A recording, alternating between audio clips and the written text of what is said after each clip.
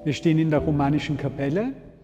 Nachádzame sa v románskej kaplnke. Románska kaplnka je v skutočnosti súčasťou bočnej lode pôvodného, prvého kostola. Vidíme teda ešte stále románske múry a románske stĺpy. Je to priestor s mimoriadnou historickou hodnotou, pretože múry, ktoré tu vidíme, patria k najstarším múrom vo Viedni, pochádzajú z polovice 12. storočia.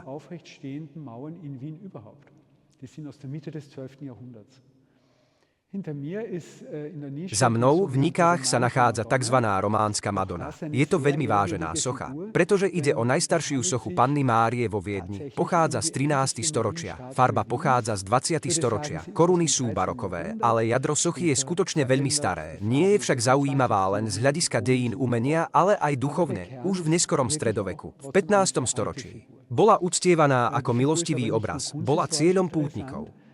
Sondern auch spirituell, denn sie wurde bereits im Spätmittelalter, im 15. Jahrhundert, als eine Gnadenfigur, als eine Wallfahrtsfigur verehrt. Und tatsächlich war die Schottenmadonna. V novoveku bola škótska Madona po Madóne z Maria Póč v dóme svätý Štefana.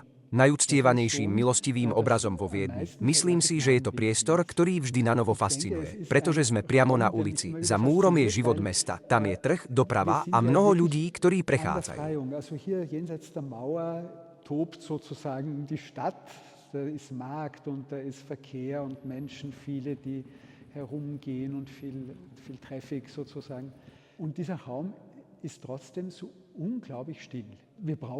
A predsa je tento priestor neuveriteľne tichý, potrebujeme takéto oázy, aby sme našli ticho v sebe, aby sme sa sústredili na to podstatné, aby sme sa vrátili k svojmu stredu, aby sme prenikli do svojho vnútra. Mimochodom, je to téma, ktorá sa dobre hodí k benediktínom sebe. Benedikt hovorí o habitare secum, teda o tom byť sám so sebou.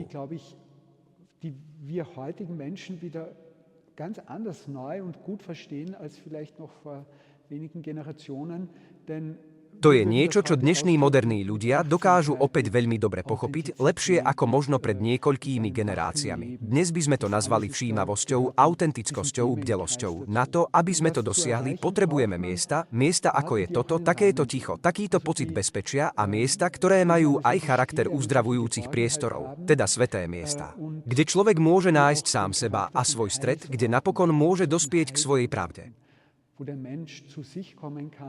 Und zu seinem Zentrum und letztlich auch zu seiner Wahrheit kommen kann.